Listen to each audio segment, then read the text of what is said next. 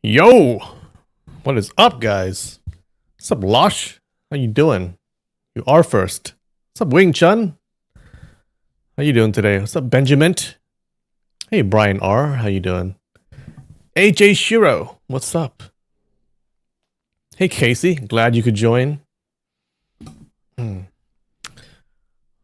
right. You know what I just found out? I believed for so long, and it's I believe something for so long, and it's wrong. You guys know the Dunning-Kruger effect, right? Wait, actually, let me pull it up. Da-da-da-da.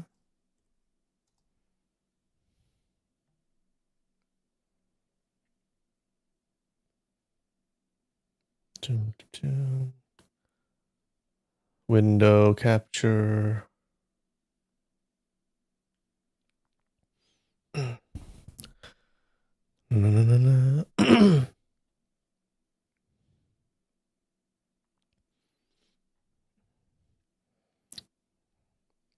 So you know the Dunning-Kruger effect, right? So like this bottom, this axis is how much knowledge or experience you have in something, and this is how much confidence you have on the y-axis here. So yeah, so it says that if you have a little bit of information about a certain subject, you have really high confidence in it. Like you think you know a lot, okay? But as you learn more, you know, you kind of have a less and less confidence. You learn that you actually don't know that much about it. And then as you gain more and more experience, as you learn more, then your confidence goes back up. So this is the Dunning-Kruger effect, right? It's the graph. And if you look at the graph, if you look at like Dunning-Kruger effect, you see this graph everywhere, right? But like, it's kind of weird. Like it's kind of weird. Like look at this one. This one. So they say that the expert still has like less confidence than the person who's ignorant, right? But then for other ones, I don't know. The expert knows. Expert like has a really high confidence, just as much as the amateur. How come? Why? And that's because this graph is totally wrong. It's totally fake. I've been thinking it was real for a long time. Yeah, it's totally fake. Someone just made it up. It's everywhere. Now, the effect actually exists. I think there's some controversy about it, but I think it's generally accepted that if the effect exists, but it's not the way this graph shows. And everyone just keeps using this kind of graph, and they just keep making their own type of graph. Look, it's all weird. Yeah, I think it came out of like, I don't know. I think the original graph that looks like this, it came out of some corporate PowerPoint or something about something totally different, not about the Dunning-Kruger effect. So yeah, I looked up the Wikipedia site. This is the actual graph, by the way.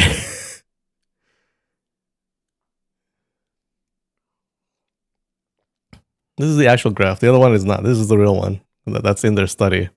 So the bottom one, this is the diamond bar, or the diamond line is, well,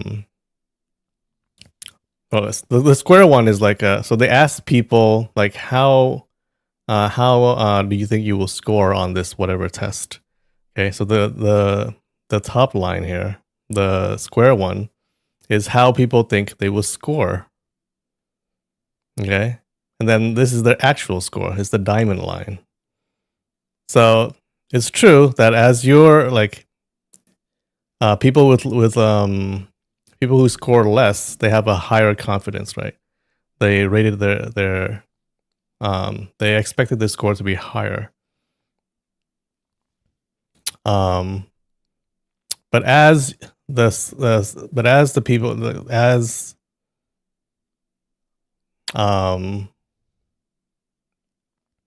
scores get higher, like the people who are more competent, they actually rated their competency level pretty closely, right? And even at the end here, the people who are really competent at something, they underestimated their scores. Sounds like something you would be taught in a corporate skill class. Yeah. So it is true that people with low competency do overestimate more their competency level, but it wasn't like that graph. Yeah. So it seems like most people, they just think that they would score around a little bit above average. Okay. Yeah, but even in this graph, the people who are low competency, they expected their score to be lower than the people like the experts, right? So even the experts, they actually rated their competency level higher than the people with low competency. Anyways, I just thought that was interesting. I was totally fooled by the popular Dunning-Kruger graph that's going around everywhere on the internet. I mean, all this to say that, you know, if you just learned about something, about a topic, probably don't overestimate your competency level. Things seems to always be more complex than you think. Even really, really simple things. Everything is just more complex than you think.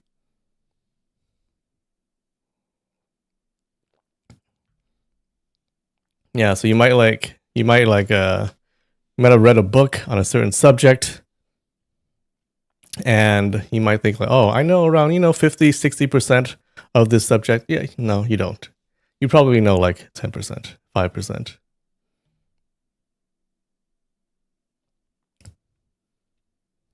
What's up, Nikki? Seems like most people must be fairly familiar with the test itself. I think it's pretty similar with any type of test. Maybe people just seem to think that they are around above average on every single subject. That's the beginner's lack of knowledge.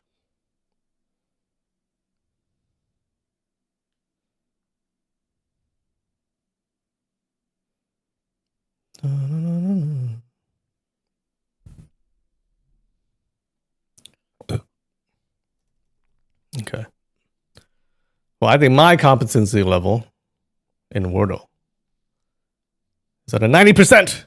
All right, let's do this. Can I get it in 2 minutes?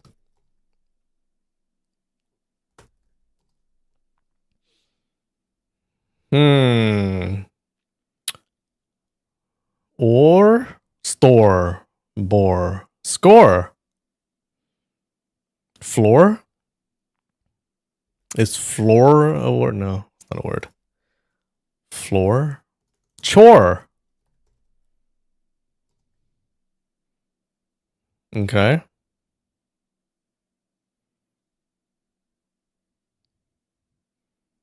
Bloat. That's not a word.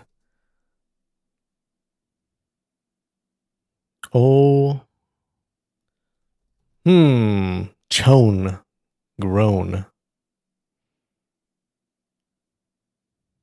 Loon. Noon. What if it's LE? Parole? No. Full?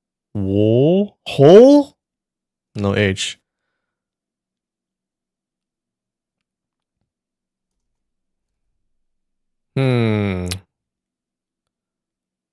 Clone? Clone? Could it be? No. Alone. No A. Flown? Glone. Delone? Wallone? Cyclone? Cyclone? No. L-E? L-E. G-E. G-E.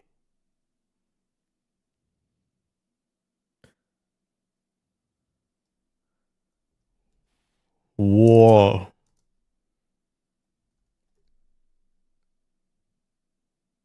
Not O-R-E. O-L-E? O-K-E? O-G-E?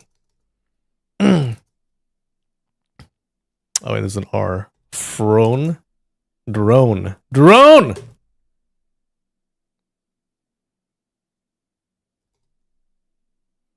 Oh!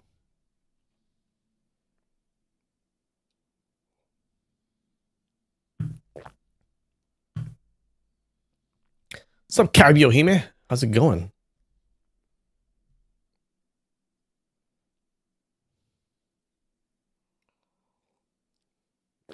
Hmm. All right. Connections.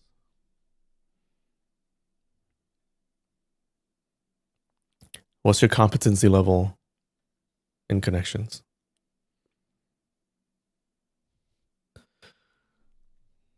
Joker, teddy, sheet, fridge, polar, towel, counter, gummy, slip, din, washcloth, hose, reverse, pillowcase, garter, opposite.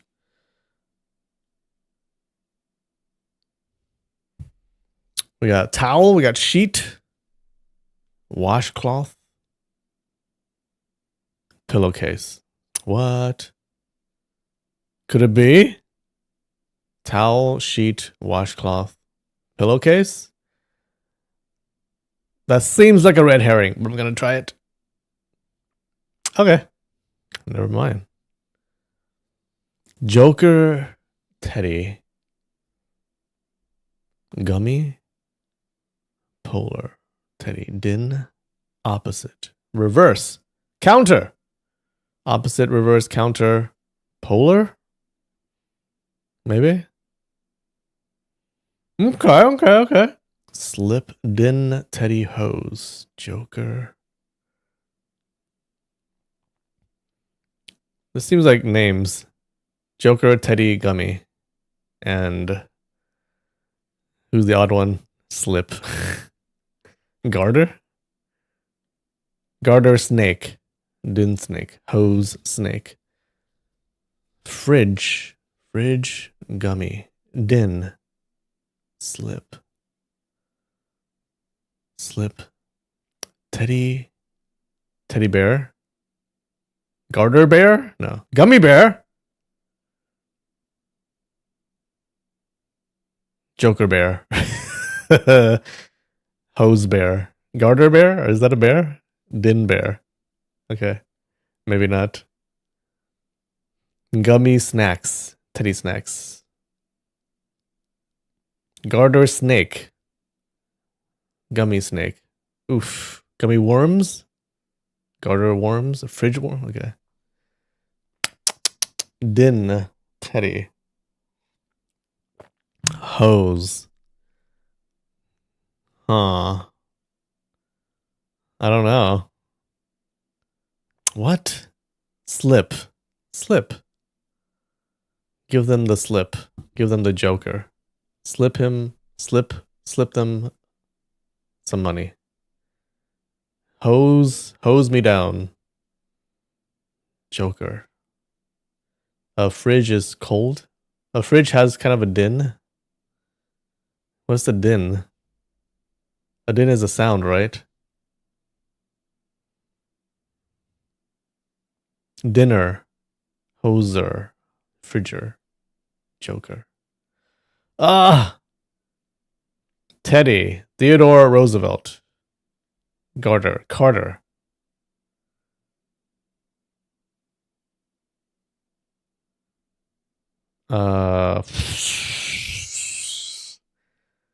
What? All right, I think time for guesses. I don't think this is right, but you know, Joker, Teddy, Gummy, garter. No! Okay. None of that. You can slip into some clothes.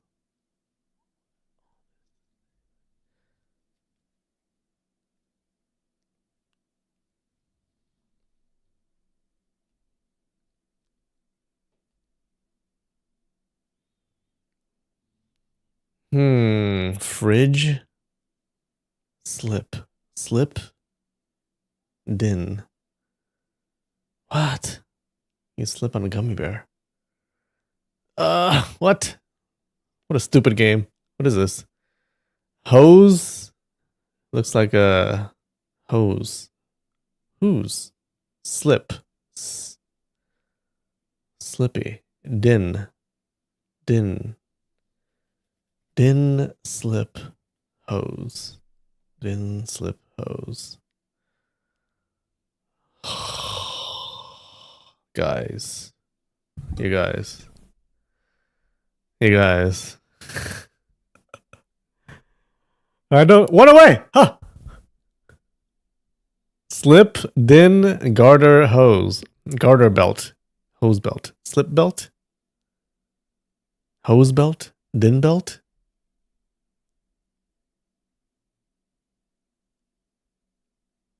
Hose? What? I don't know. Fuck!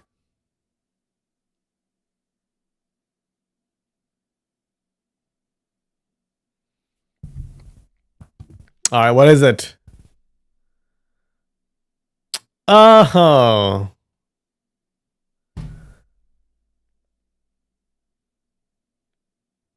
Okay, I know what a garter and a hose is. I guess I know what a slip is. What's a teddy?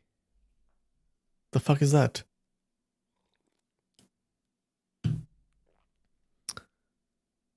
Card games with the first letter change? Oh, come on.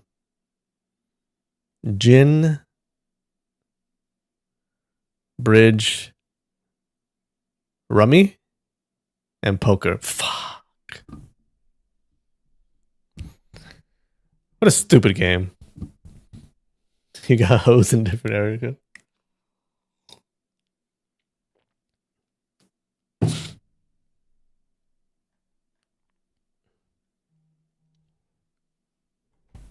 Last category is fake. What is a teddy, guys?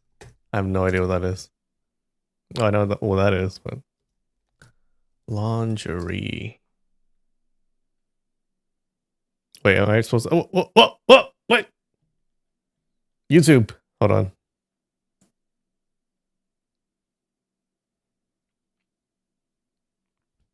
Oh, that's a teddy? I had no idea.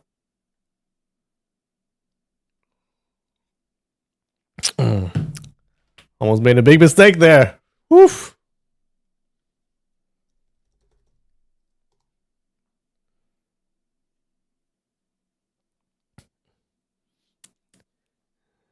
Rude noise. Don't tell YouTube.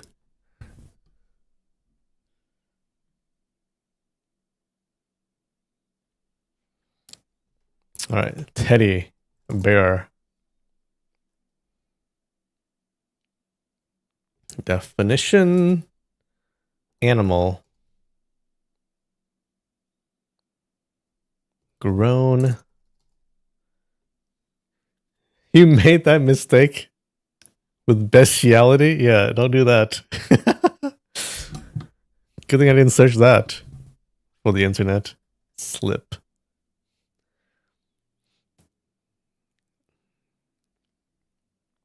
Lingerie. Poke. Poker. Bear. How about a cub? What about a lion? Tiger. Shift. Zoo.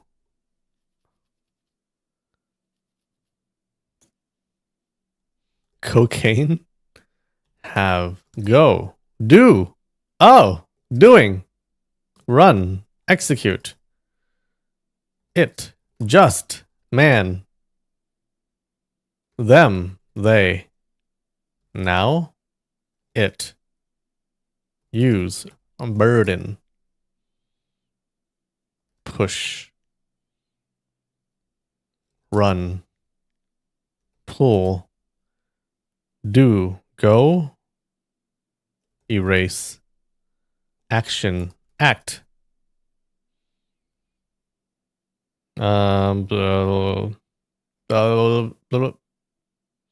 Achieve. Were, where, who, what, when, oh, why, how, what to do, to, what should I do, make, should, could, would, might, may, Nike, the, perform, will, shall, said, say, speak, must, should, ought, intend, morality, what ought I do, doubt, what should I do, I ought to do this, I ought to do that, it's like this and like that and like this, Anna, this, the, them, that ought to be done. Off. That must. Well, we tried to.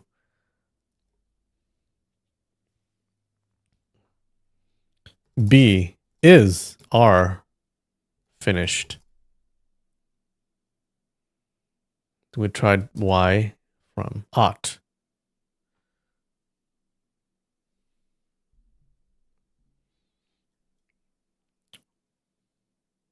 Start.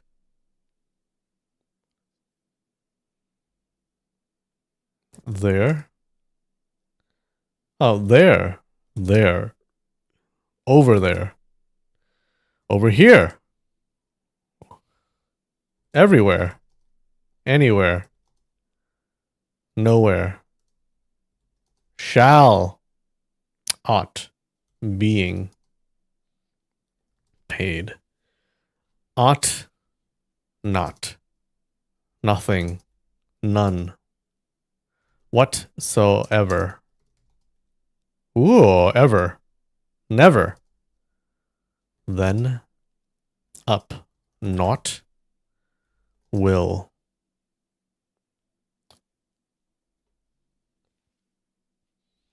Indefinitely. Ooh. Whatever.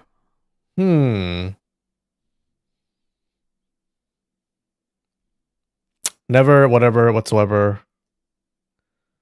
Forever. Might. We try that. Be, word. Anything. Thing. Any. Ooh, any. None. All. Either. Both. Neither. Neither. Neither. Neither. Neither. Every. Option. Fine. Variety. Optional. Any. Setting. Any. Any, all. Every. None. 1. 2. 10. Good. Good? Wait. Anything is good. Anything's good. Anything's fine.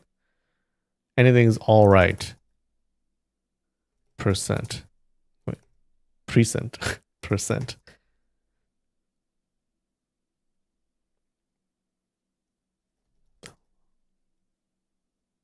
Great.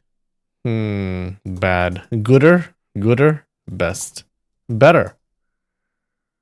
Awesome. Nice. Cool. Amazing. Agree. Oh, agree. Disagree. Wait a minute. Anything's good. I agree. I disagree. I want that. I wish. I desire it. I hope. Oof. Yikes. Sweet. Epitome. Yes. Yeah. Sure. You? Me. Him. Oof. Good. Anything is good. Anything ought to be great. No. One. Ha ho ho ho ho ho. Trying. Good. Fine, we tried. Whole. Thanks. Believe. Shot. Oof. Time. Man? Woman. Believable. They would try never. Choose. Choice. Burger? Talking about deciding where to go to eat. Day. All right.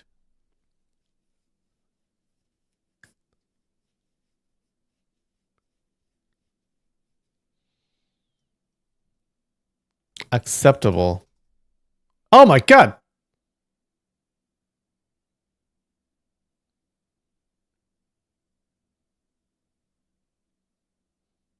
Satisfactory. Passable. Average.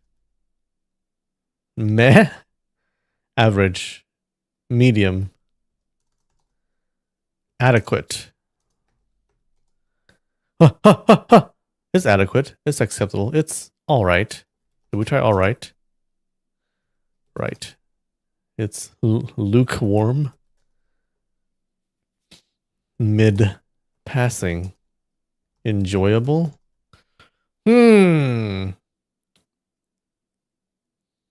Acceptable. It's all right. It's fine. With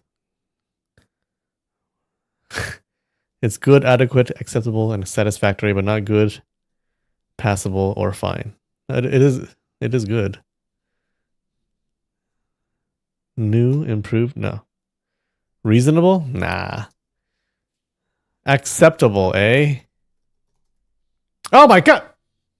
I'm sorry, Casey. I doubted you. It's reasonable. It's acceptable. One of the nearest words. Unreasonable, reasonably, justifiable, appropriate. Okay. All right, good job.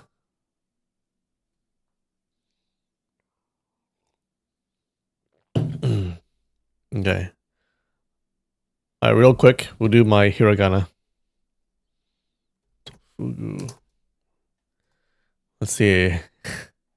I haven't studied. I'm a bad student.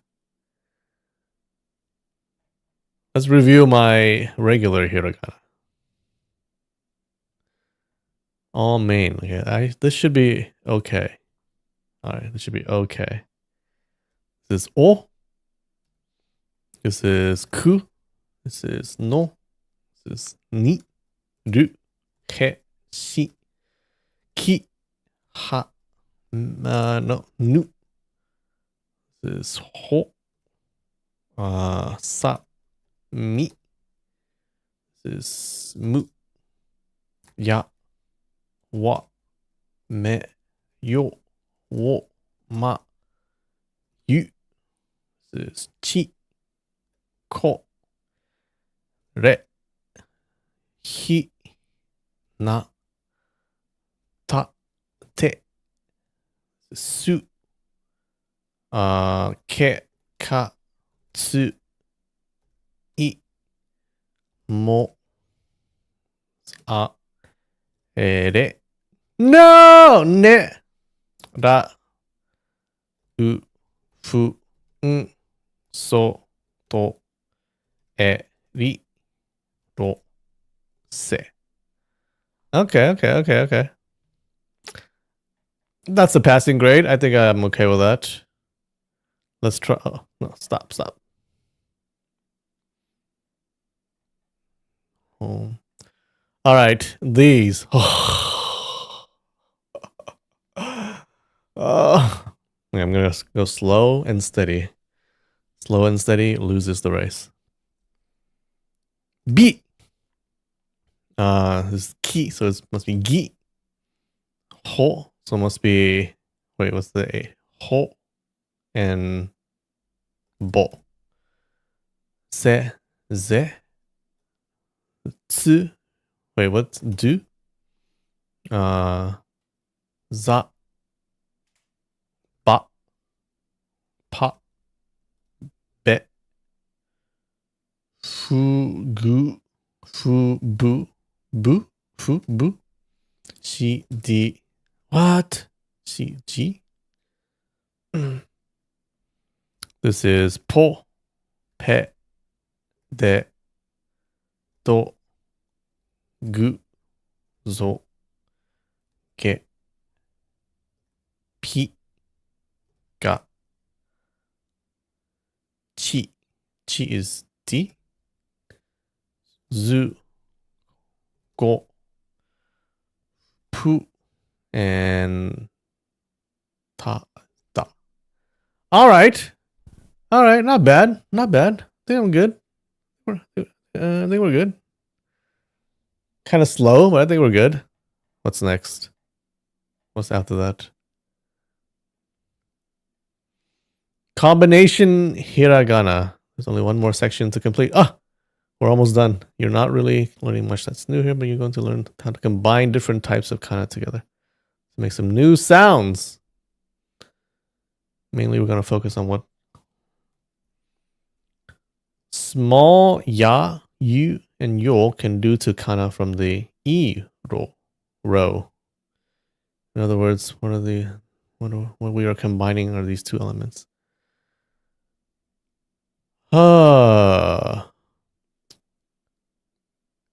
Kind of the end with the E sound when written in Romaji. Note the vowel E won't apply here. Okay. Small ya, you, yo. The small versions. The small versions of these. Okay. Oh, god damn it. So the ya, you, and yo have a smaller version. Okay. Now you know what to combine. Here's how to combine them. What's important to drop the E sound that comes from the E row. For example, ki plus this is kia. Kia. Kia. And jio. Jio. See how the E gets dropped and it just becomes one syllable sound. Okay. One syllable. Kia. Q. Kyo. Gya. Gyu. Gyo. Okay. And sha, shu, sho. Jia, ju, jo. Jia, ju, jo. Jo, Jo. ju, Cha, chu, cho. Da, ju, dio. jo, Yeah. nya, nyu, nyo, hya, Yeah. Okay. It's pretty easy. It's pretty easy. What's this? Small tsu. Kinda doesn't have a sound. Instead it adds a quick little pause before a consonant. shitai, Shitai. Shitai. shitai, shitai, Shitai. It's a glottal stop. shitai, So this must be kakko. kakko, Ita. ita, Ita. Okay. issho, All right. I think we're good. I think I'm good.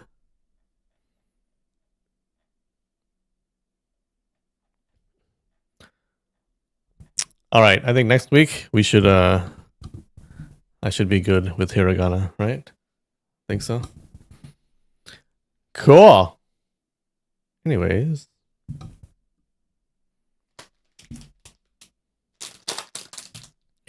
All right, what do we got here?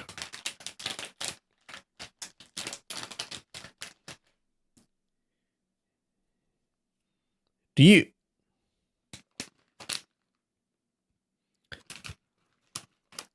What's this? Not gonna do a quiz? Those are easy. I can do that. I already know. Don't need a quiz.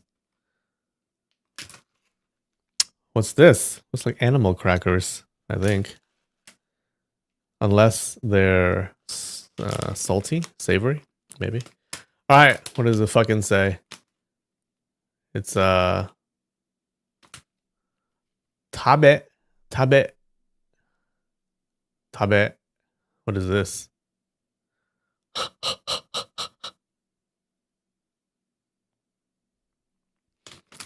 Tabe what?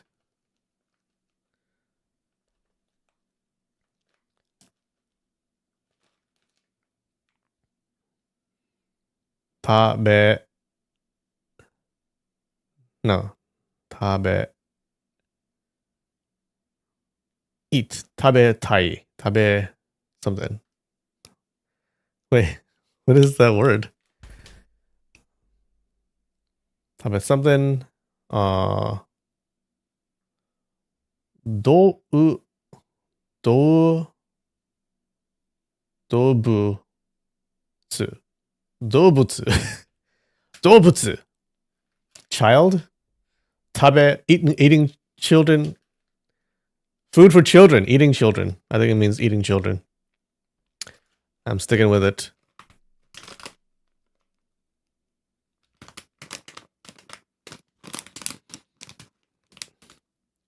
Oh, it's like child, maybe? Don't know.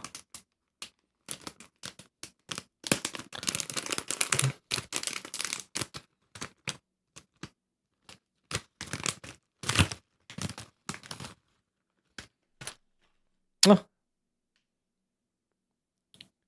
It has their names written on it. For us to know. Look, it's a tiger.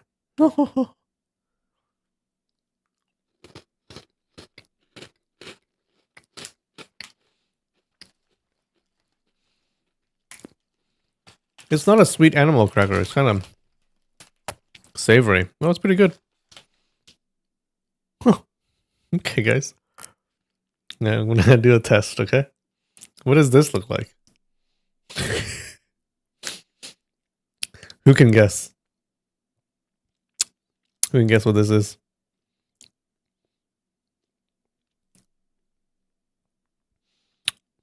Has a little head. It's kind of like a fish, right? Yeah, well, if you guess fish, you are incorrect. Is that a camel? I guess I see it.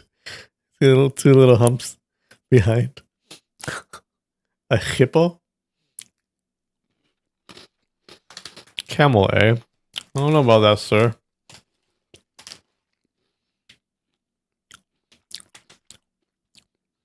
Okay, okay. What do you guys think this is? Looks kind of like a chicken or a turkey, no? A turkey, no?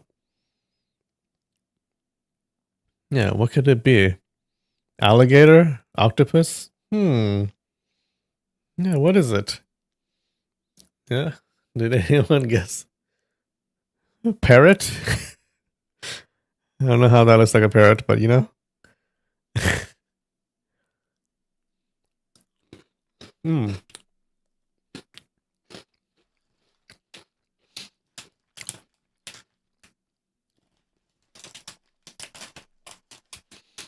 Okay, some of these are questionable, okay?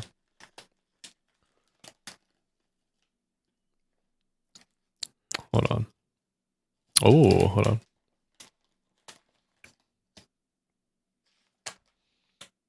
Oh yeah? Okay. What is this? What do you think? Oh, it kind of looks like it. What do you think, guys? If you can guess, you're really good. A monkey? A koala? Okay, okay. Okay. A dog? Yeah, it kind of looks like a dog. Oh, it's a monkey. Good job, Psyduck. What? How'd you do that? Gorilla? Close enough. I'll give you half a point.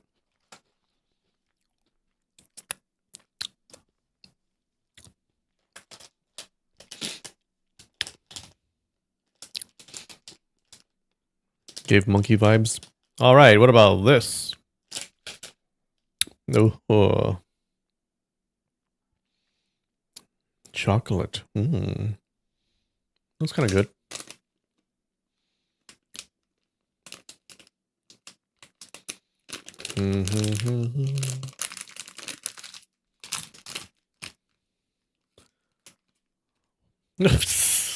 Okay. Ooh. Little of this in the back. Oh, sorry.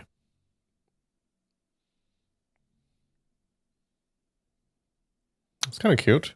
All right. I feel like I know what this will taste like before even eating it.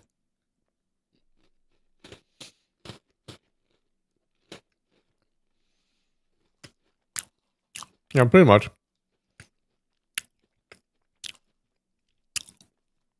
Chocolate with a wafer.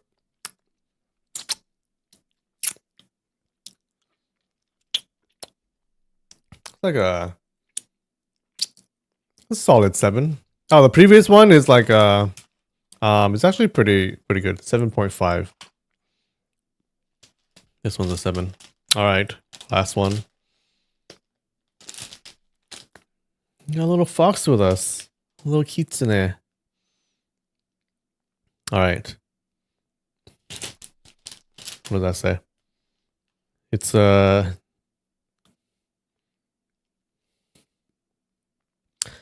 hold on.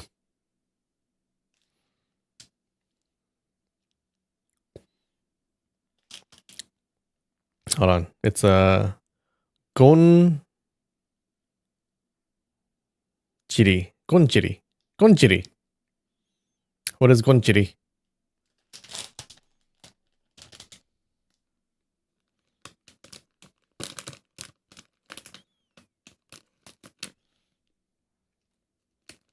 It's holding a credit card? Oh.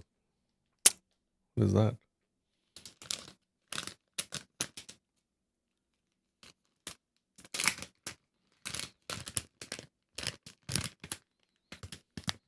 Wow. Strong smell. What is gonjiri? Whoa. Ew. Looks like some kind of vegetable.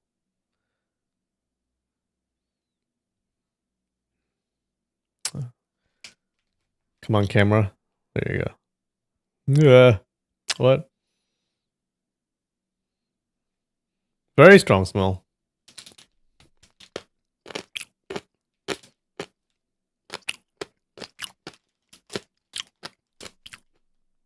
Not bad. A little sour, a little sweet. Spicy.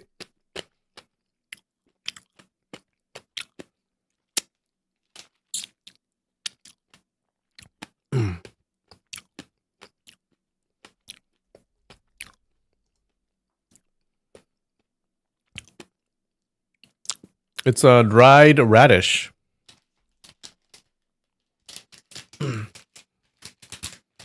Yeah, I think it's pickled. Pickled radish. It's actually pretty good. Yeah. Something unique.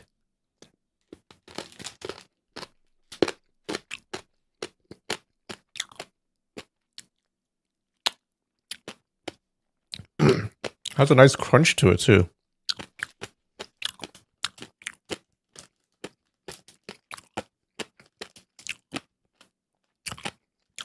Pretty good. 7.2. 7.2.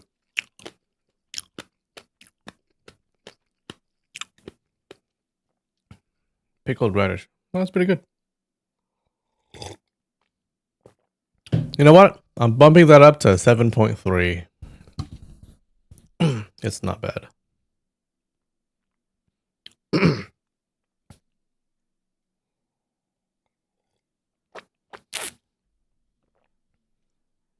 It is spicy.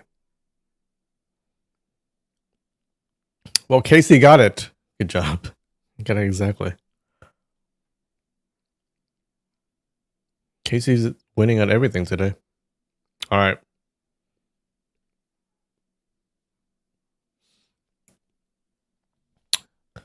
All right.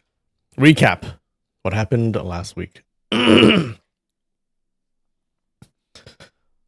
So last week, Master Yidong, that's the Southern Emperor, he tells everyone about the events long ago when Wang Chongyang and Zhou Botong visited Dali, right? Now, Zhou Botong, he hung out in the concubines' quarters, okay, and he taught them martial arts. And as he's doing that, he got close to one consort. Okay, her name is Consort Liu, and they end up spending a night together. Everyone found out, okay, and Zhou Botong only then realized that it wasn't cool for him to do that to the emperor's consort.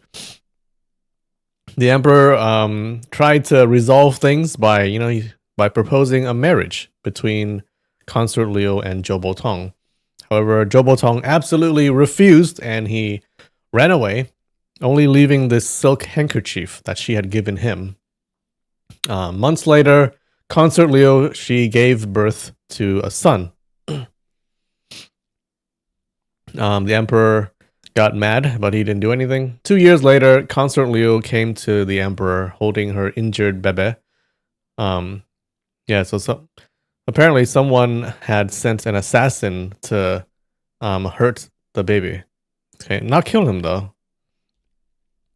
Apparently the assassin came in, gave the baby 2 palm strikes, one in front and one in back, but didn't kill the baby.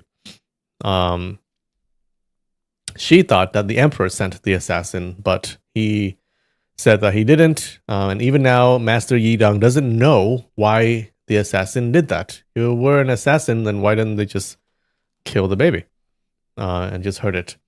So, anyways, Consort Liu asked him to save her son. The emperor refused because that's not his son. Okay, it's like she kind of cheated on him. So he refused, and in order to end her son's suffering, the Consort Liu killed him herself.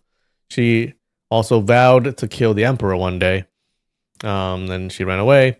Afterwards, the emperor didn't take it very well. He stepped down from the throne to become a monk and atone for not saving the child, okay, by saving as many lives as possible. That's what he spent his life doing. Now, in the present, Consort Liu comes back. Okay, she's actually Yinggu, that like weird lady. She comes back. She beats all of the 4 guardians of Master Yidong, and then Guo Jing confronts her. He tries to stop her, and they get into a fight. And as they're fighting, both fall into a pond. And that's it. How's that?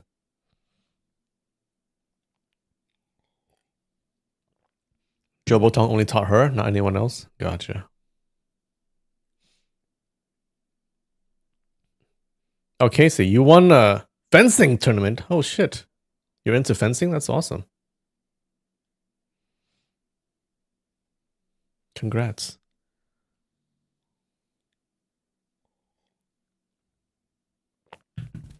Right. Dum dum dum dum dum dum dum.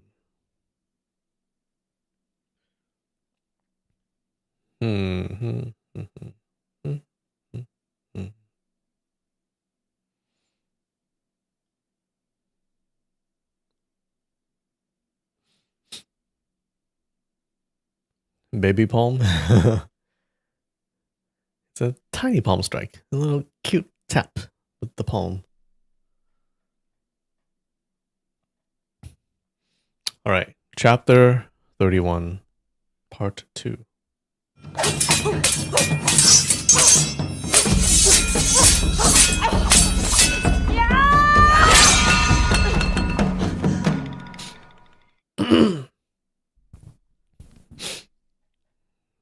So here they splashed, they both plunged into the water. Okay, so they fell into the pond. The muddy pond was 3 feet deep, water reaching their chests. Yinggu scooped up a handful of muck and smeared it toward Guojing's face. He ducked to avoid it. Years of living in the swamp had given Yinggu mastery over her slippery mud loach style. On dry land, she was hard to deal with. Within mud, she was unstoppable. Oh shit. She knows the mud martial arts. Knowing Guojing outmatched her in power, she dragged him into the muck to even the odds. Her strikes and grabs were even faster in the mud, and sometimes she just hurled wads of slime at him blindly. Guojing's feet sank deep into the mud, and since he dared not use full force for fear of injuring her, he was thrown into disarray after just 4 or 5 moves. Suddenly, he heard a gust of wind, followed by a foul-smelling clump of pond muck flying straight at his face. He quickly turned to avoid it, but Yinggu had flung several at once. Dodging the first 2, he was struck square in the face by the third, which smeared across his nose, mouth, and eyes. Having been trained by the Jiangnan 6 freaks, Guojing knew that if one was hit by a hidden weapon, panicking to pull it out or check the wound would only invite a fatal attack. Now, with his breathing cut off and eyes sealed shut, he struck out with 3 palms in a row, creating a powerful force that kept his opponent from approaching within 5 feet. Only then did he wipe the mud from his face with his left hand and opened his eyes just in time to see Yinggu leaping onto the stone bridge, heading towards the Chan monastery.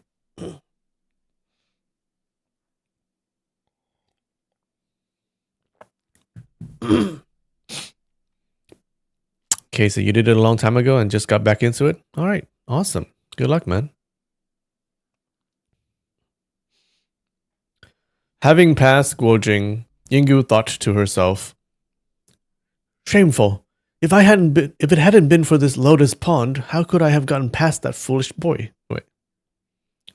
Why did I read that in not her voice? "Seems the heavens are finally allowing me to avenge this hatred today." Quickening her steps, she reached the monastery door and pushed. To her surprise, it wasn't barred. The door creaked open at the touch. This was unexpected. Fearing an ambush, she waited briefly outside, but when no sound came from within, she stepped inside. There, in the main hall, a single oil lamp burned before the Buddha statue, casting a solemn glow upon its serene features. A sudden wave of emotion rose within Yinggu. She knelt on a prayer mat and silently offered a prayer. She just prayed in the middle of her attack here.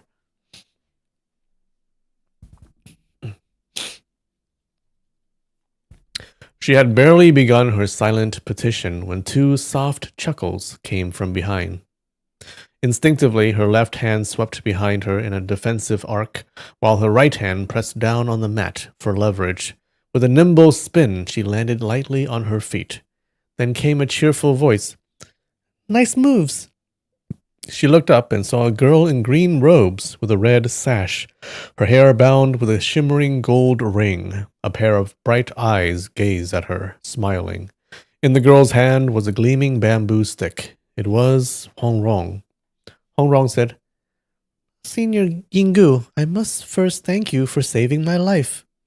Yinggu said coldly, "I pointed you toward healing only to further my revenge, not to save you. Why thank me?" Hong Rong sighed.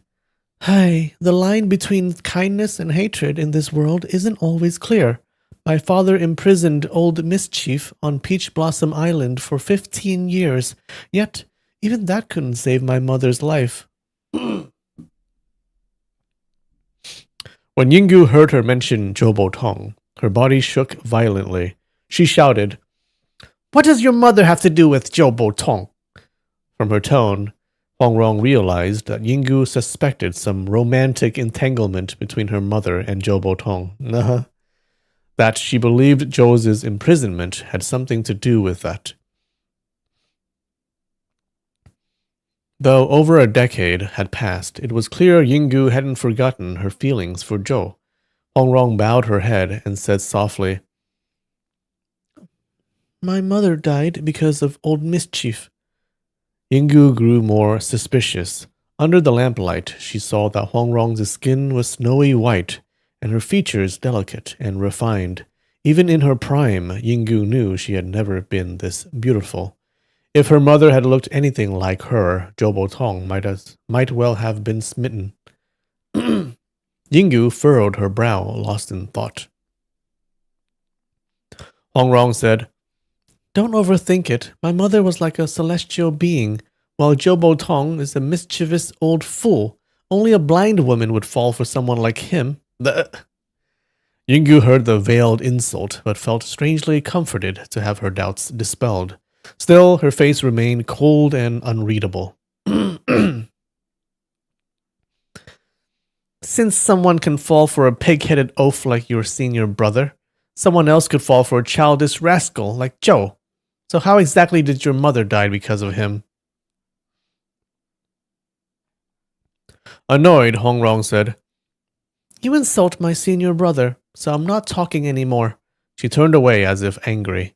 Eager to learn the truth, Yinggu quickly said, All right. I won't say it again. Your senior brother is very clever. Hongrong turned back. Zhou didn't mean to cause her death, but her fate was sealed by his actions. My father, in a rage, locked him up, but later he regretted it. If someone you loved was killed, you should travel to the ends of the earth to avenge them. Blaming others is pointless. These words struck Yinggu like a hammer blow. She stood there, stunned, speechless. Huangrong added, My father has already released old mischief. Yinggu was overjoyed. Then, I don't need to rescue him. Huangrong smiled. Even if my father hadn't let him go, could you have rescued him from the Peach Blossom Island? Yinggu fell silent. Years ago, after leaving Dali, Yinggu had searched for Zhou Botong. For years, she found no trace. Then, one day, she overheard the Black Wind Twins mention that Zhou had been imprisoned by Huang Yaoxi on Peach Blossom Island, but the reason remained unknown. Zhou had once coldly left her behind in Dali. She knew if there hadn't been some grave reason, he wouldn't have left so decisively. Learning that he was imprisoned, she was grieved and relieved. Grieved that he was suffering, relieved that it gave her a chance. If I can rescue him, she thought, surely he will remember me. But the island's winding paths trapped even her for 3 days and nights, nearly starving her to death, until Huang Yaoxi had a mute servant guide her out. From then on, she hid in the black swamp, studying divination in secret. Now, hearing he was free, she felt adrift. Bittersweet emotions surged all at once. Hongrong teased, Old Mischief listens to everything I say. He never dares to disobey. If you want to see him, come down the mountain with me. I'll matchmake for you two. That'll repay the favor you did me. Yeah, is she gonna do that? Hearing this, Yinggu blushed and her heart fluttered. Just as it seemed this vendetta might turn into a happy reunion, Yinggu suddenly clapped her palms behind her back, her face like frosted ice. You? A little brat like you? You think you can command him? Just because you're pretty? I owe you nothing. Step aside. Delay me again, and I won't show mercy. Hongrong said, Oh my, you're going to kill me? Yinggu's eyebrows shot up. Why not? Others might fear old heretic Huang. I don't fear heaven or earth. Hongrong grinned. Killing me is fine, but who'll solve those 3 riddles for you? Hearing this, Yinggu's heart trembled. Back in the swamp hut, Hongrong had written 3 math problems in the sand. Yinggu had obsessed over them day and night without progress. She had first studied divination to rescue Zhou Botong, but over time, the intellectual challenge consumed her. Even knowing the answers wouldn't help her beat Huang Yaoxi. She couldn't rest until she solved them. Now, just hearing the mention of those riddles brought them vividly back to her mind. Her face revealed hesitation. Hongrong said, Don't kill me. I'll teach you. She took the oil lamp from in front of the Buddha, placed it on the floor, and used a gold needle to write on a floor tile. Soon she had solved the first riddle about 7 stars and 9 regions using Indian computation. Yinggu was dazzled. Then Huang Rong solved the second riddle, which was about distributing pay and provisions in military units, a deeper problem. When she finally wrote down the answer, Yinggu couldn't help but marvel. "This is truly wondrous." Then she said, "The third riddle sounds simple, but is actually incredibly difficult. There is a number divided by 3. It leaves a remainder of 2. Divided by 5, remainder 3. Divided by 7, remainder 2. What is the number? I know the answer is 23, but that's just from trial and error. I can't figure out a formula that works for all cases." Huang Rong laughed. "That's easy. For the remainder 2 when divided by 3, multiply by 70. For remainder 3 when divided by 5, multiply by 21. For remainder 2 when divided by 7, multiply by 15. And add all 3 together. If it's less than 105, that's the answer. If more, subtract 105 or its multiples." Did you guys catch that?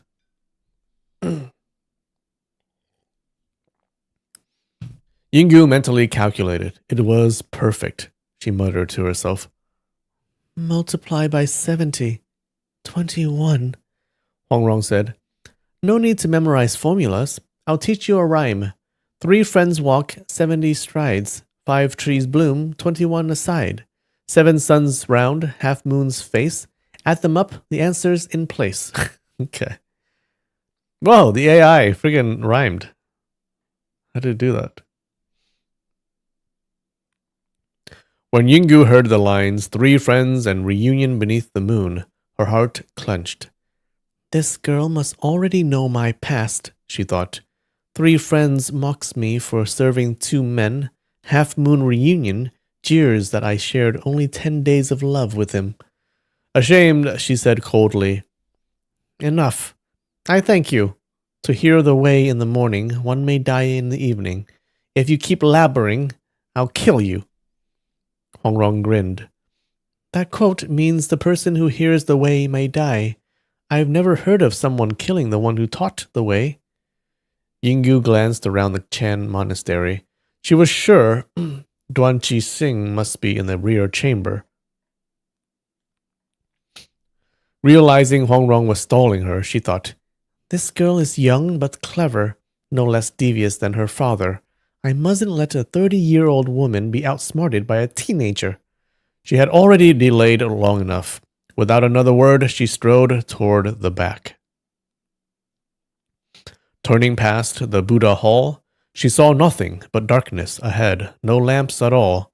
Not daring to rush forward, she raised her voice and called, "Duanqi Xing, are you going to see me or not?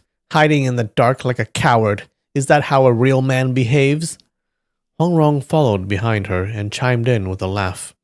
"What, too dark for you? The master was afraid too much light might frighten you, so he told people to put the lamps out." Yinggu snorted. "I'm a woman doomed to hell. What's there to fear, blades or boiling oil?"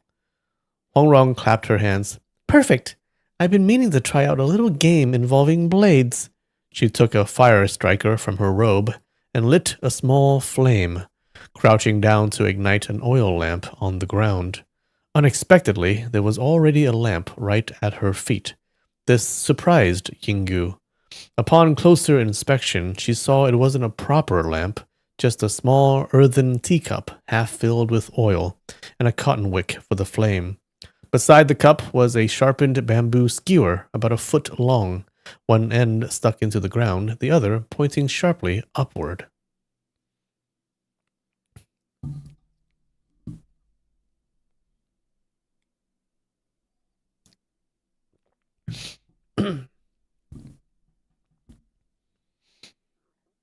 Huang Rong kept moving, lighting more of them. In no time at all, the ground looked like a starry sky.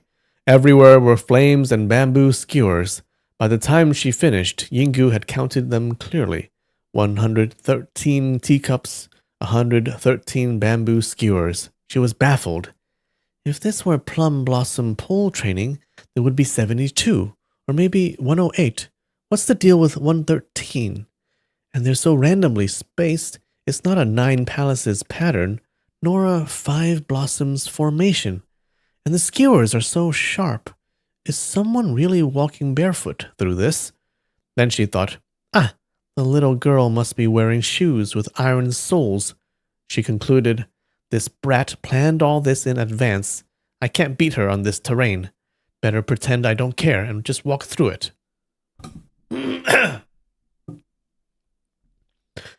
She strode forward. The skewers were densely packed and hard to navigate. She kicked out sideways and knocked down 5 or 6. What kind of nonsense is this? She muttered. This old lady doesn't have time to play kiddie games. Hongrong cried, Hey, don't do that. Yinggu ignored her and kept kicking. Hongrong called out, You're being unreasonable. I'm going to put the lamps out. Hurry and memorize the positions of the skewers while you still can. Yinggu felt a jolt of fear. If several people attack me here and they've memorized the layout, I'll be skewered in the dark. She quickly picked up her pace, kicking even more aggressively. Hongrong called, No shame! Such a brute! A green shadow streaked past Yinggu's eyes. Hongrong had blocked her with her bamboo staff. By the lamplight, a ghostly green streak of bamboo swept across in front of Yinggu. She didn't take the young girl seriously and struck out with her left palm, trying to break the bamboo. But Hongrong had used the block technique of the dog-beating staff method. Her strikes weren't aimed at her opponent, but used horizontally to form a barrier. As long as the enemy didn't step forward, there was no harm. But if they did, they'd get countered. Yinggu's palm met the end of the staff with a crack, and her hand recoiled in pain. Though it didn't hit a pressure point, the pain was sharp and numbing. Yinggu had never taken Hongrong's skills seriously. Now, suddenly hurt, she was both shocked and furious, but she didn't rush forward again. Instead, she steadied her breath and studied the girl's techniques. I've seen the Black Wind twins fight. They were formidable, but they were in their 30s or 40s. How can this little girl have such skill? She guessed. Her father, Huang Yaoshi, must have passed down all his secret techniques to his cherished daughter. She had once nearly died on Peach Blossom Island and had long feared its master. What she didn't know was that the dog-beating staff method was a top-secret beggar's sect technique. Not even Huang Yaoshi could easily overcome it. As she hesitated and observed, Hongrong kept using the block stance, dancing among the skewers like a butterfly, extinguishing one oil lamp after another with precise footwork. Despite moving so quickly, she didn't topple a single teacup, and very little oil was spilled. Hongrong was using Peach Blossom Island's sweeping leaf legwork, which was fast and precise. Yinggu noticed that while the footwork was decent, it wasn't as advanced as her staff technique. More importantly, Hongrong's internal energy had not yet fully recovered. If I strike at her lower body, I can beat her in a few dozen moves. But before she could act, Hongrong had already extinguished all but 7 or 8 lamps, clustered in the northeast corner. Suddenly, Hongrong struck twice with her staff. Yinggu instinctively stepped back, gauging the gaps in the dim light. Then Hongrong used her staff to vault up, her sleeve brushing over the remaining lamps, extinguishing them all.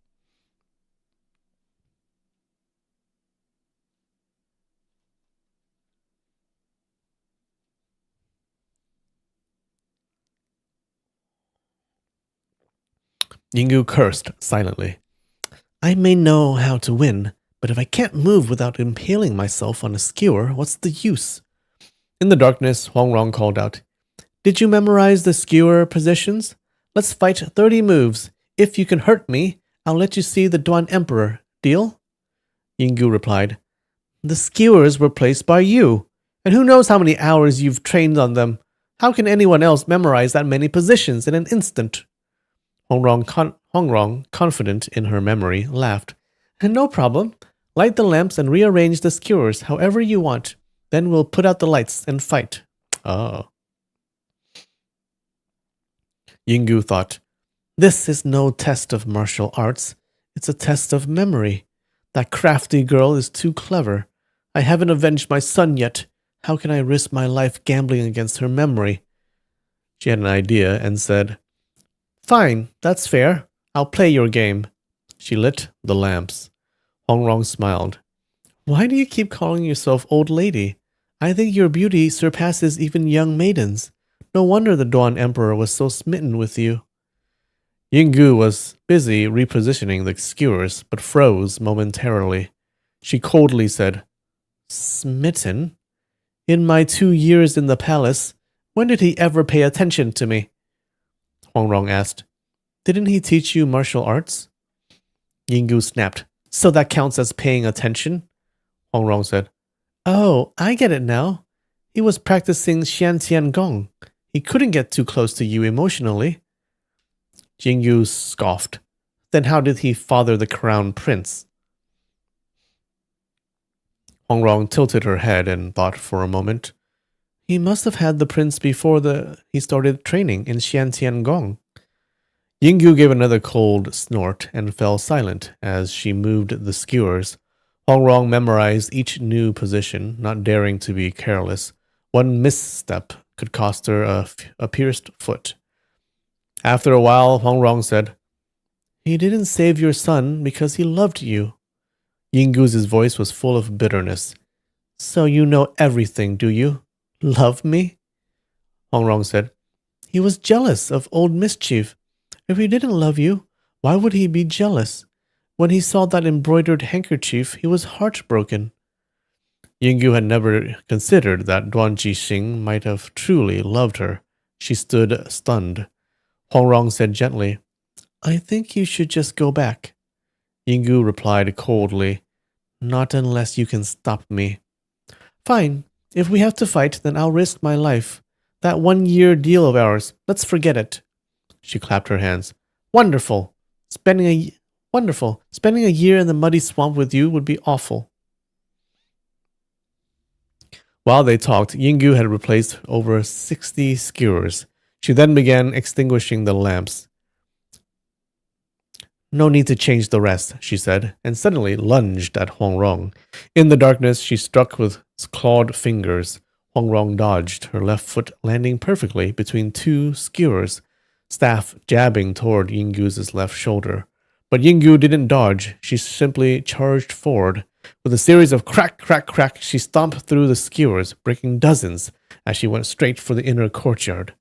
Hongrong was stunned, then realized, she tricked me. When she moved the skewers, she secretly snapped them. Her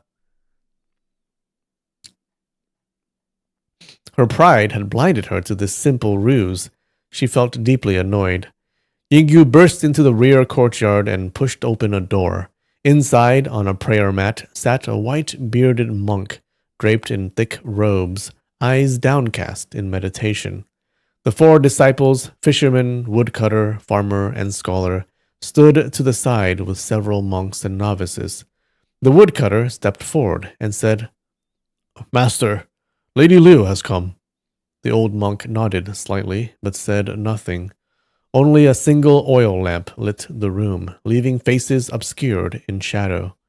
Yinggu had known Duan Jixing had become a monk, but after not seeing him for over 10 years, she was stunned by the transformation from a regal emperor to a frail monk. Hongrong's earlier words echoed in her mind. Perhaps he had truly cared for her. Her grip on her dagger slowly loosened. Looking down, she saw the baby's bib, made from that embroidered handkerchief, placed on the mat before him. On top was the jade ring he'd once given her. In that instant, her past flashed before her, entering the palace, learning martial arts, meeting Zhou Botong, being abandoned, giving birth, losing her child. She remembered her son's pleading eyes filled with pain and reproach, asking why she hadn't saved him. Her heart hardened. She gripped the dagger and drove it into Duan Jixing's chest, hilt deep. She knew his martial arts were superb. This one stab might not kill him. But as the blade entered flesh, something felt strange. She tried to pull it out, but found it stuck fast in the bone. At once the 4 disciples cried out and rushed forward. For 10 years Yinggu had trained for this. Her left hand moved in defense, covering her sides and back, while her right hand worked to retrieve the dagger. Seeing danger, she leapt toward the door. Glancing back, she saw Duan Jixing clutching his chest in pain. Her revenge was complete, but there was no satisfaction in her heart. He never scolded me, never punished me for my betrayal. Still let me live in the palace, treated me with kindness. She had only remembered his refusal to save her child, never all the goodness he'd shown. With a long sigh, she turned to leave. But as she turned, she froze and shrieked. Standing in the doorway was a monk, palms together in greeting. In the light, his face was clearly visible, square-jawed, kind-eyed. Though robed like a monk, he was unmistakably Duan Jixing. Huh? How do you do that? Well, we'll find out after 5 minutes, all right? Take a 5-minute break. I'll be right back. All right, back.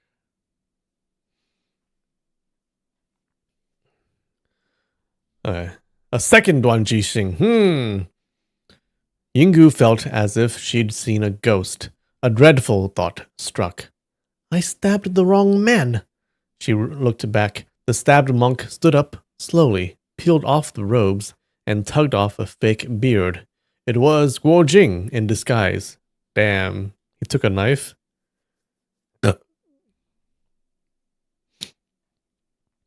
This was Huang Rong's plan all along. Guo Jing had sealed Duan Jixing's pressure points so he could take the blow in his place. Afraid the Indian monk might intervene, Guo Jing struck first, only to find the monk knew no martial arts at all. While Huang Rong delayed Jinggu with riddles, dog-beating staff techniques, and the bamboo skewer trap, the 4 disciples cleaned Guo Jing, shaved his head, and glued on Duan Jixing's beard. Though they were uneasy about mocking their master this way, and it put Guo Jing at great risk, they had no better way to save him. Had any of them taken Guo Jing's place, Yinggu would have killed them instantly. When Yinggu thrust the dagger, Guo Jing was quick-eyed and deft. From beneath the monk's robe, he reached out with 2 fingers and pinched the flat sides of the blade. But Yinggu's strike was ruthless, and despite Guo Jing's powerful grip, the tip of the dagger still pierced half an inch into his flesh. Fortunately, it didn't touch any vital bone and caused no major harm.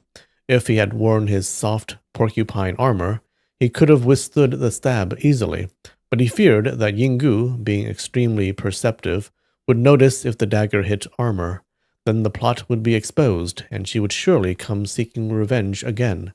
If this strike missed, it would just delay the inevitable.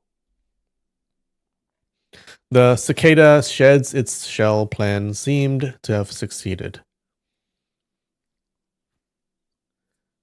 Wait, is it cicada or cicada? How do you say it? Cicada. Cicada.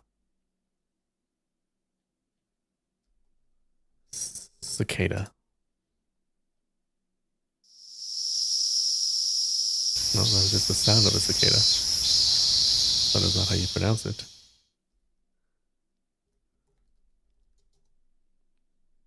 Cicada. Cicada. Cicada. Cicada. Okay. The cicada sheds its shell plan seemed to have succeeded. Are you glad they named the plan? When suddenly, Master Yideng appeared. He ruined everything. Not only was Yinggu shocked, but everyone else was caught off guard as well. It turned out that although Yideng's vital energy had been greatly depleted, his martial arts had not been lost. Guo Jing, not wanting to harm him, had only sealed non-critical pressure points. Yi Deng had used his internal energy in a neighboring room to slowly unseal his acupoints, and happened to arrive at the meditation hall entrance just in time.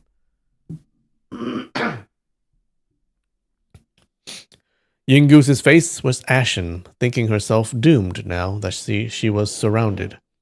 Master Yi Deng said to Guojing, "Return the dagger to her." Guojing dared not disobey and handed it back. Yinggu took it absent-mindedly, staring at Yi Deng, wondering what method of torture he would use on her. But all he did was gently loosen his robes and open his inner garments. "Hey, calm down there, Master Yi Deng," saying, "No one is to harm her. Let her leave the mountain safely. Come, stab me. I've waited for you for a very long time." These few words, though spoken softly, thundered in Yinggu's ears like a bolt of lightning.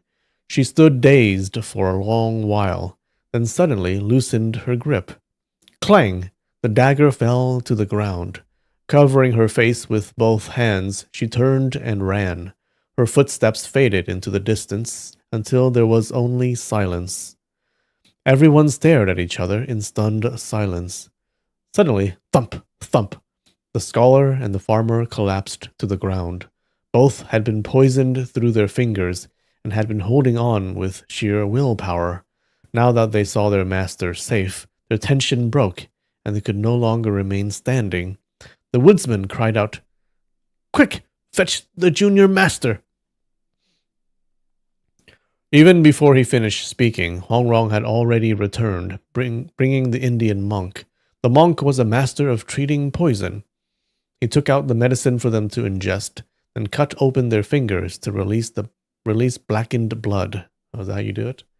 His expression was grave, and he muttered in Sanskrit, "Amali hastu suku chinodanji." What is the story of this monk here? Are we going to find out? Master Yi Deng understood Sanskrit and knew the two were out of immediate danger, though the poison was deep and they would need 2 months of treatment to fully recover. Meanwhile, Guojing had changed out of the monk's robes and wrapped the wound on his chest. He knelt before Yi Deng to thank him and apologize. Yi Deng quickly helped him up and said with a sigh, "You risk your life to save me. What guilt is there in that?" He then turned and explained what had happened in Sanskrit to his junior. The Indian monk replied, "Shri Rishin Anginande." Guojing was surprised. He recognized those words and immediately recited them. "Shre Chue Shu Hahu Wen Bo Ying."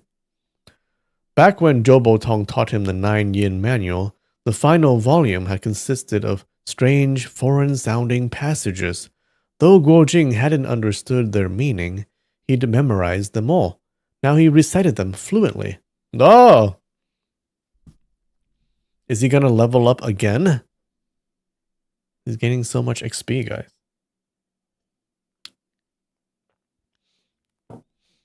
Master Yi Deng and the Indian monk were astonished to hear him speak Sanskrit, and even more shocked that the content was a set of advanced internal energy techniques.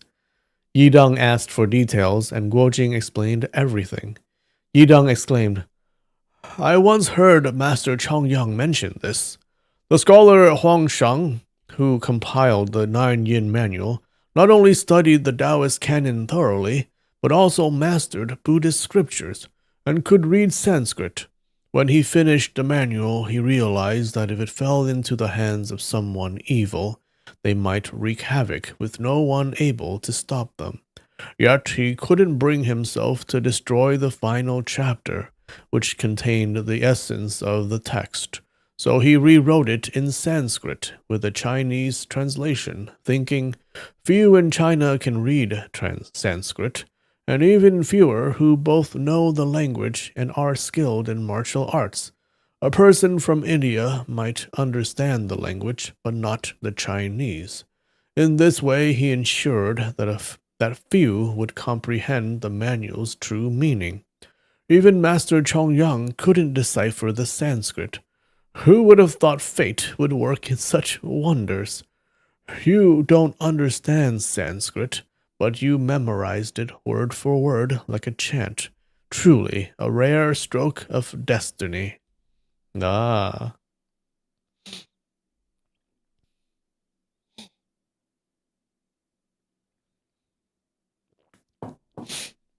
He then had Guojing recite the passage slowly, line by line. Yidong translated it into Chinese and wrote it down, giving a copy to both Guojing and Huangrong. This final summary of the 9-yin manual was extremely profound. Though Master Yidong had vast knowledge and deep internal power, he couldn't immediately grasp all of it. He said, "Stay here on the mountain a while longer. I'll study this in detail and pass on the teachings to you both." He added, "My internal strength has been damaged and should take 5 years to recover. But with this manual, I may regain 5 years' worth of progress in just 3 months. Oh, damn. Although I practice Buddhist martial arts, and the manual is Taoist, it seems that the highest levels of martial arts all lead to the same place. There's no real difference in the end." When Hongrong told him that Hong Qigong had been injured by O Yongfeng, Master Yidong was very concerned. "Tell your master about this 9-yin energy. With it, he may be able to recover his strength." Guojing and Hongrong were overjoyed to hear this. One day, as they were strolling outside the monastery, they heard urgent cries from the sky. 2 white eagles soared toward them from the east. "Quack! Quack!" Hongrong clapped her hands and said, "The golden baby is back." But the eagles looked wary. The female's chest was bloody from an arrow wound. Oh no! The arrow itself gone, likely pulled out by the bird. The male had a blue cloth tied to its leg, but there was no sign of the golden child. The golden baby. Those are the salamanders, right? Hongrong recognized the cloth. It had been torn from her father's robe. Clearly, the eagles had reached Peach Blossom Island. But seeing this, they wondered if the island had been attacked. Perhaps Huang Yaoshi had been too busy dealing with the enemy to help his daughter. These eagles were no ordinary beasts, yet one had been shot. The archer must have been highly skilled. Guojing quickly treated the female eagle's wound with medicine. Hongrong puzzled over it for a long time, but couldn't figure it out. The eagles had seen what happened on the island, but they couldn't speak. Both she and Guojing were deeply worried about Huang Yaoshi's safety, and immediately went to bid farewell to Master Yidong. Yidong said, "Though I would love to keep you longer, I can't delay you when Peach Blossom Island is in trouble. But your father is powerful and wise. I doubt anyone in this world could harm him." He summoned the fisherman, woodcutter, farmer, and scholar, and had Guojing and Hongrong sit before him on meditation mats. He gave them an hour-long lecture on the essence of martial arts before sending them off. The scholar and farmer, still unwell, escorted them to the mountain gate. The fisherman and woodcutter accompanied them all the way to the foot of the mountain. Once they retrieved their little red horse, they clasped hands and said their heartfelt goodbyes. Though the path was the same as before, their feelings were completely different. Thinking of Master Yidong's kindness, Hongrong couldn't help but turn to the mountain and bow deeply. Guojing followed suit, kneeling in gratitude. Though she worried for her father, Hongrong took comfort in knowing he had rarely met defeat in his life. Yet, even if he had encountered a formidable foe, he could surely protect himself. Just as Master Yidong has said, there is likely no one in the world who could harm him, except O Yongfeng. Thus, she wasn't overly anxious. The two of them rode along on their little red horse, chatting happily. Hong Rong laughed. Since we met, we've been through so many dangers, but every time we suffer, we seem to gain something good in return. Like this time, I took 2 hits from that old scoundrel Chu Qianren, but in exchange, we got the secrets of the 9 Yin Manual. Even Wang Chongyang didn't know that. Guo Jing said, I'd rather have no martial arts at all, as long as you're safe. Aw. Hong Rong beamed. Aiyo, no need to butter me up that much. If you didn't know martial arts, you'd have been dead long ago. Even someone from the Iron Palm sect, just one black-clad grunt, could have chopped your head off. Guo Jing said, No matter what, I won't let you get hurt again. Last time in Linan, it wasn't a big deal when I was injured, but these past few days, watching you suffer, that's what's really hard to bear. Hong Rong teased, You heartless brute. Guo Jing blinked. What did I do? You'd rather get hurt yourself, just so I have to worry. Guo Jing had no comeback. He laughed loudly, tapped his heels to the horse's flanks, and the little red horse dashed forward as if flying. By midday, they reached Taoyuan County. Hong Rong had not yet fully recovered her strength, and after riding the horse for half the day, her cheeks were flushed, and her breathing was rapid. In the town, there was only one decent restaurant called the Escape Chin Tavern, named after the story in Tao Yuan Ming's Peach Blossom Spring. The two entered and ordered food and wine. Guo Jing said to the waiter, Brother, we're heading to Hankou. Please go down to the river and get us a boat. Have the boatman come to speak with us. The waiter replied, Sir, if you're sharing a boat, it's much cheaper. Hiring one just for 2 will cost a lot. Hong Rong shot him a glare and threw a 5-tael silver ingot onto the table. Is that enough? The waiter quickly smiled and said, Oh, yes, more than enough, then turned and went downstairs. Guo Jing, concerned that Hong Rong's injuries might worsen, didn't allow her to drink wine. He abstained as well and only ate. Just as they were halfway through their rice, the waiter returned with the boatman, saying the trip to Hankou, including meals but not dishes, would cost 3 taels and 6 qian of silver. Hong Rong didn't bargain and handed the silver directly to the boatman. The man bowed and gestured to his mouth, letting out a few hoarse grunts. He was mute. He then gestured with his hands. Hong Rong responded with a complex flurry of hand signals, speaking fluently in gesture language. The mute boatman smiled broadly and nodded repeatedly before leaving. Guo Jing asked, What were you two talking about? Hong Rong replied, He said we'll leave right after we finish eating. I asked him to buy some chickens, several pounds of meat, and plenty of good food and wine. I told him to spend freely, and we'll settle the rest later.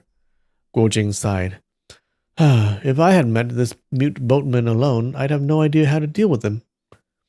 This was because all the servants on Peach Blossom Island were mute, and Hong Rong had learned their sign language as a toddler.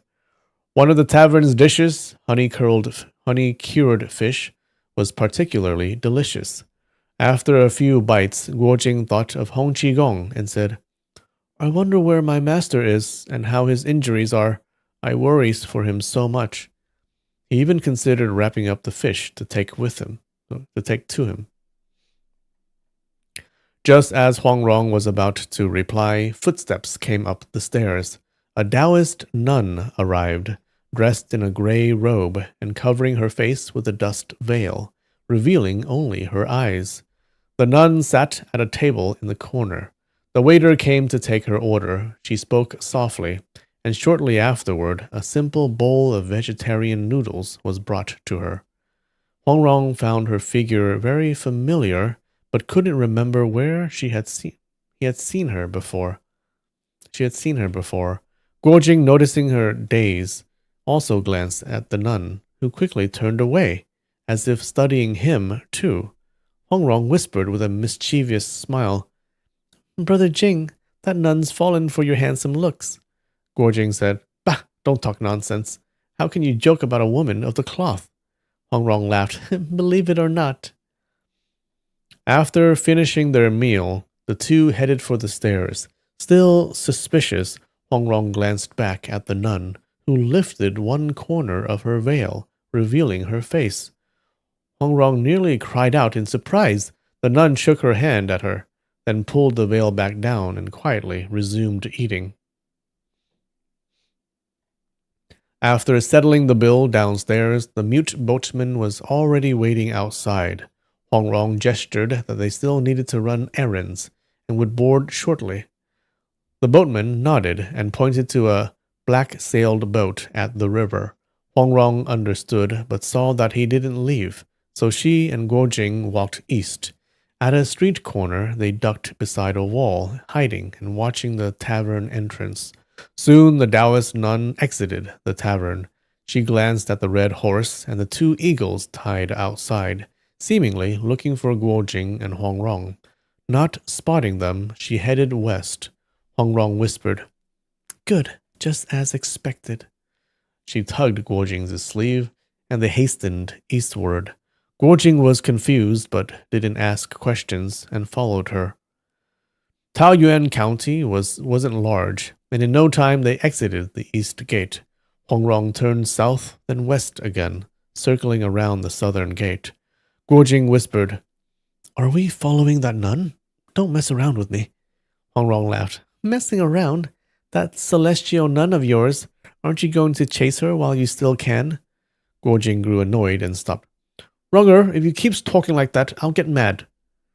Hongrong said, "I'm not scared. Go ahead and get mad, and show me." Helpless, Guojing followed her.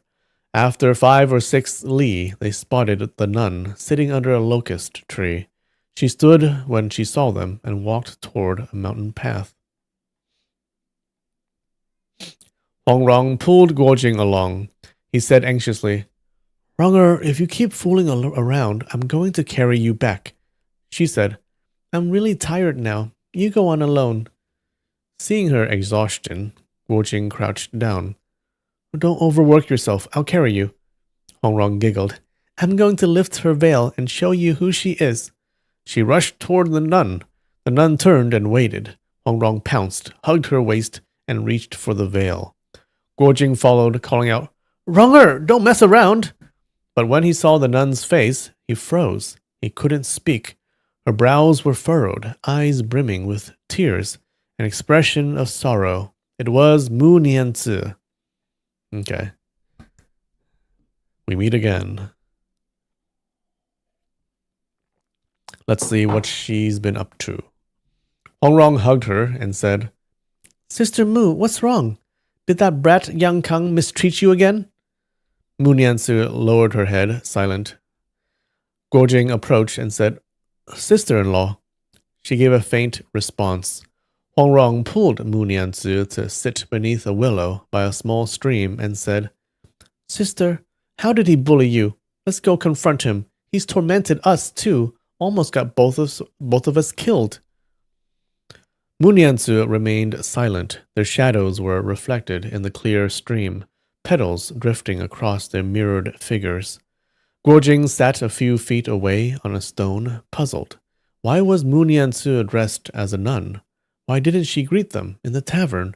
And where was Yang Kang? Seeing her so sorrowful, Hongrong refrained from questioning further and gently held her hand. After a while, Mu Nianzi finally said, "Sister, Brother Guo, the boat you hired belongs to the Iron Palm sect. They've set a trap to harm you." Aha! The two were shocked. "The mute boatman?" She nodded. "That's him, but he's not mute. He's an Iron Palm sect expert with a loud voice. Afraid of raising your suspicions, he pretended to be mute." Hongrong was alarmed. "If you hadn't said anything, I would never have guessed. His sign language was perfect. He must pretend to be mute often." Guojing leapt into a willow and scanned the area. Apart from a few farmers, there was no one else.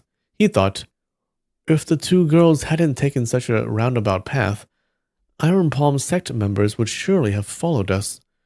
Mu Nianzi sighed deeply and said slowly, "You both know my past with Yang Kang. Later, I escorted my adoptive parents' coffins southward. In Neojia village near Linan, I ran into him again. Huang Rong asked, We know about that. We even saw him kill Ouyang Ke with our own eyes. Muniansu's eyes widened in disbelief. Huang Rong then briefly recounted how she and Guo Jing recovered from injuries in the secret chamber, how Yang Kang impersonated the beggar clan chief, and how they escaped his trap. Though the story was long and convoluted, she summarized it to focus on Muniansu's tale. Muniansu said through gritted teeth, He's done so many wicked things, he won't come to a good end. I only blame myself for being blind, fated to suffer this calamity by falling for him. Huang Rong gently wiped the tears from her cheeks with a handkerchief. Muniansu's heart was a storm of emotion. So much had happened, too much to sort through at once. She took a deep breath, calmed her mind, and finally began to speak her story.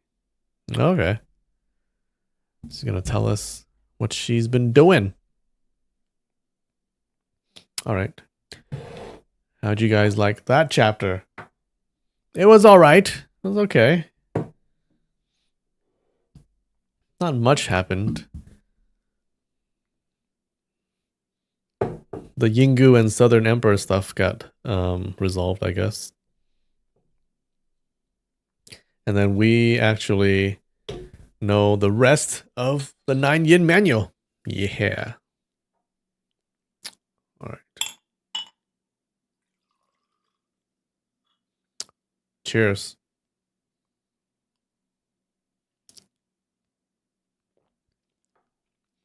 Not a lot of action, but you really liked it. Yeah. At least Emperor Duan didn't die. Did not die. He could have died. He had a good chance of dying, but, you know, I'm glad he didn't. Hong Qigong can be saved? Yeah, hopefully. I need to sing one song every time Guo Jing gets shanked. He does get shanked a lot. This time it was a good thing, though.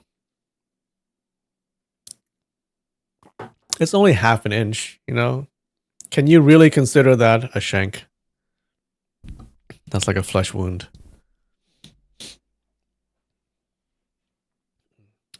Okay, so now our heroes must be super strong, right? They know the secrets of the 9 Yin manual. How strong are they now? Can they beat Ouyang Feng? All right. What is this?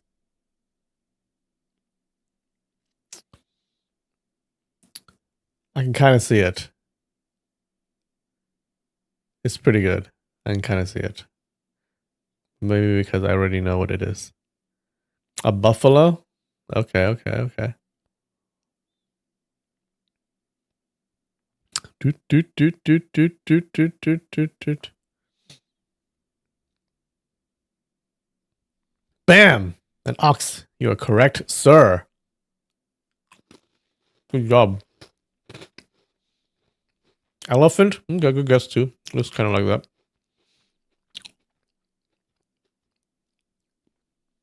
Has Ouyang Feng been learning the fake martial arts? Oh man, I want to see him reveal his fake martial arts. It can go one of either way. He can go crazy and be really bad, or he can be really good because he learned the martial arts. Maybe it'll kill him in the end, but like in the meantime, maybe he'll be like super good using unorthodox techniques that will just overpower everyone. There's a third option. Wait, don't say anything.